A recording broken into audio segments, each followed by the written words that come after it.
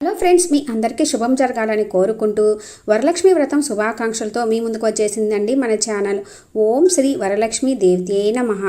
శ్రావణ మాసంలో నిత్య సౌభాగ్యం కోసం ముత్తైదువులందరూ చేసుకునే వరలక్ష్మి వ్రతం రోజు తప్పక చదువుకోవలసిన వినవలసిన వ్రత కథను ఈ వీడియోలో చూద్దాం ఫ్రెండ్స్. సూత మహాముని సౌనికాది మహర్షులు శ్రీ వరలక్ష్మి వ్రత కథ గురించి అడుగగా సూత మహాముని ఈ విధంగా వినిపించసాగాడు. మునీశ్వరులారా, స్త్రీలకు సర్వ సౌభాగ్యమును కలిగించే వరలక్ష్మి వ్రతం అనే మహావ్రతాన్ని గురించి పూర్వము పరమేశ్వరుడు పార్వతీదేవికి చెప్పినాడు.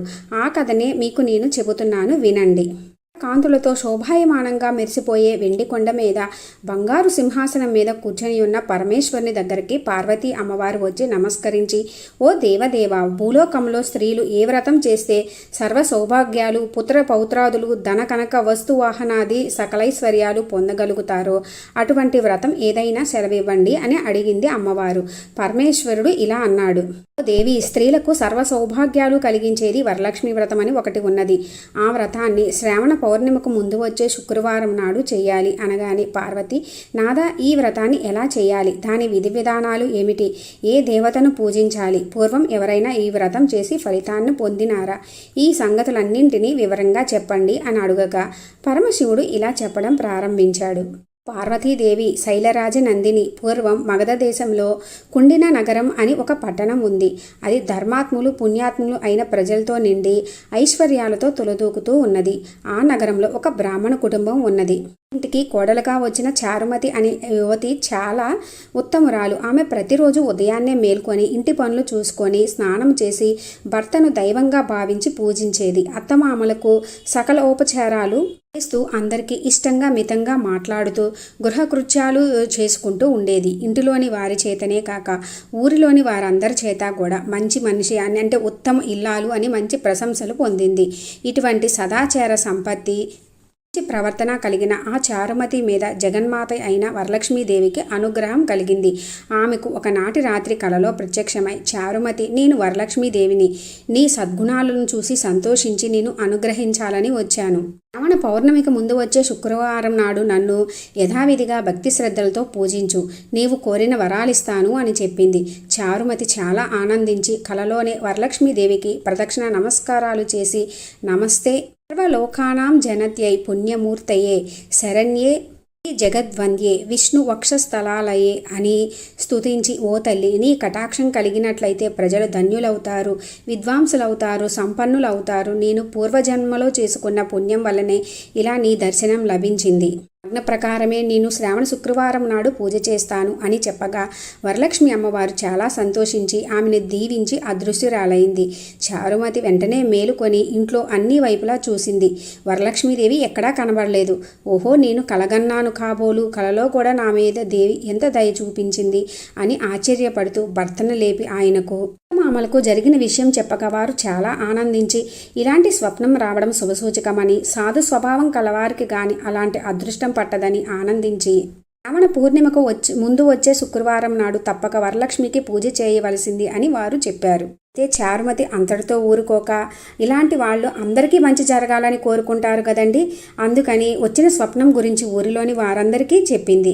స్త్రీలంతా శ్రావణ శుక్రవారం నాడు చారుమతితో కలిసి వరలక్ష్మి పూజ చేయాలనే ఉత్సాహంతో ఆ పండుగ రోజు కోసం ఎదురు చూస్తూ ఉన్నారు. శ్రావణ మాసము వచ్చింది, పూర్ణిమకు ముందు శుక్రవారం కూడా వచ్చేసింది. ఇంకేముంది, ఆనాటి ఉదయమే నగరంలోని స్త్రీలంతా అభ్యంగన స్నానాదులు చేసి పట్టు చీరలు కట్టుకొని పూజా ద్రవ్యాలతో చారుమతి ఇంటికి అందరూ కూడా ఆడవారందరూ కూడా వచ్చారు. చారుమతి అప్పటికే అభ్యంగన స్నానాధికాలన్నీ కూడా పూర్తి చేసుకొని పూజ చేసుకోవడానికి సిద్ధంగా ఉన్నది. వీళ్ళందరూ కూడా చారుమతితో కలిసి పూజా గృహాన్ని గోమయంతో అలికి ముగ్గులు పెట్టి అలంకరించి ఒక పెద్ద పీట వేసి దాని మీద కొత్త వస్త్రం పరిచి బియ్యం పోసి మండపం ఏర్పరిచి కలశం పెట్టి పంచపల్లవాలను దానిలో ఉంచి ఆ కలశంలో వరలక్ష్మీదేవిని ఆవాహనం చేసి అందరూ కూడా భక్తి శ్రద్ధలతో ధ్యాన వాహనాది షోడశోపచార పూజలు చేసి నానా విధమైన, అంటే ఎన్నో రకాలైనటువంటి ఫలములు, భక్ష్యభోజ్యములు, చాలా నైవేద్యాలు నివేదన చేసి నీరాజన మంత్రపుష్పాలు సమర్పించి 9 గ్రంథులు గల తోరాలను కుడి చేతికి కట్టుకొని వరలక్ష్మీదేవికి మొదటి ప్రదక్షిణ చేశారు. స్త్రీలందరికీ కూడా కాళ్ళ నుండి గల్లు గల్లుమనే శబ్దం వినిపించింది. చూసుకోగా కాళ్లకు అందెలు కనిపించాయి. అసలు ఇదంతా వరలక్ష్మి అమ్మవారి కటాక్షమే కదా అని సంతోషించి వారంతా కూడా ఆనందంతో రెండవ ప్రదక్షిణ చేశారు. ఇంకేముంది, దగదగా మెరుస్తున్న కంకణాలు చేతులకు వచ్చాయి. ఇక వాళ్ళ ఆనందానికి ఇంకేముందండి, భక్తి శ్రద్ధలతో మూడవ ప్రదక్షిణం కూడా చేశారు. ఇక చెప్పేదేమునుంది, ఆ స్త్రీలంతా కూడా ఉళ్ళంతా సర్వాభరణ భూషితులైనారు. ఇంకా ఆ స్త్రీలందరి భవనాలు కూడా సువర్ణమయమైపోయాయి. ఇళ్ళన్నీ కూడా రథ గజ తురగాది వాహనాలతో పరివారంతోనూ మహారాజు భవనాల్లాగా ప్రకాశించిపోసాగాయి. ఆ స్త్రీలందరినీ వారి వారి ఇళ్లకు తీసుకుపోవడానికి గుర్రాలు, ఏనుగులు, రథాలు మొదలైన వాహనాలు వచ్చి చారుమతి ఇంటి ముందు నిలబడ్డాయి. స్త్రీలందరూ కూడా ఎంతో ఆనందంతో ఆ అమ్మవారికి నమస్కరించుకున్నారు. తర్వాత కల్పోక్త విధానంగా పూజ చేయించిన బ్రాహ్మణోత్తమునికి గంధ పుష్పాక్షలతో పూజ చేసి 12 కుడుములు వాయినం ఇచ్చి దక్షిణ తాంబూలాదులు సమర్పించారు. తర్వాత బ్రాహ్మణోత్తమునికి నమస్కరించి ఆశీర్వాదాలు పొందిరారు అందరూ కూడా. వరలక్ష్మీదేవికి నివేదించిన పదార్థాలను బంధుమిత్రులతోటి కలిసి అందరూ కూడా ఆరగించి తమ కోసం వచ్చిన వాహనాలను ఎక్కి తమ ఇళ్లకు పోతూ, చారుమతీదేవి ఎంతటి భాగ్యవంతురాలు, వరలక్ష్మి అమ్మవారు స్వప్నంలో ఆమెకు సాక్షాత్కరించింది. ఆమెతో పాటు పూజ చేసుకున్నందుకు మనం కూడా అదృష్టవంతులైనాము. వారితోటి సహవాసం చేస్తే సకల శ్రేయస్సులు కలుగుతాయి అనడానికి ఇంతకంటే నిదర్శనం ఇంకేం కావాలి అని పొగిడారు.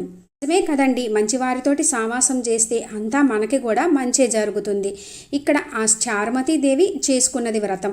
అందరూ కూర్చొని అందరూ కూడా పాలు పంచుకున్నారు. అందరికీ కూడా పుణ్యం దక్కింది. తర్వాత నుంచి ప్రతి ఏటా కూడా ఈ శ్రావణ శుక్రవారం పూజంతా వారంతా కూడా చేస్తూ వచ్చారు. ఆ సాంప్రదాయమే తరతరాల నుంచి ఈనాటి వరకు వచ్చింది. పార్వతి ఉత్తమమైన వరలక్ష్మి వ్రతాన్ని అన్ని వర్ణాల వారు ఎవరైనా ఆచరించవచ్చు. ఆచరించిన వారికి ఆ వరలక్ష్మీదేవి సకల ఐశ్వర్యాలను, నిత్య సౌభాగ్యాన్ని ప్రసాదిస్తుంది అని చెప్పి పరమేశ్వరుడు చెప్పాడు.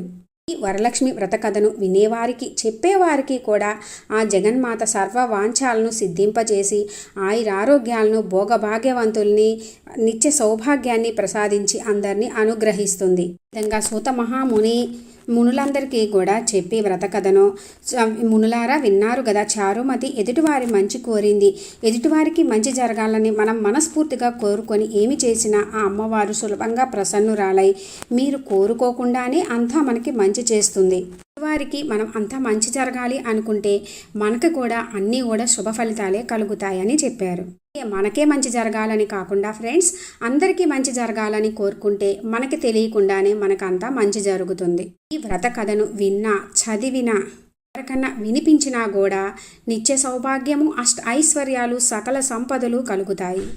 లక్ష్మీ వ్రతం రోజు భక్తి శ్రద్ధలతో వరలక్ష్మి అమ్మవారిని పూజించుకొని ఆ అమ్మ అనుగ్రహంతో మీకు అన్నింట విజయం చేకూరాలని, సకల సంపదలు, ఐశ్వర్యాలు కలగాలని కోరుకుంటున్నాను ఫ్రెండ్స్. Thanks for watching.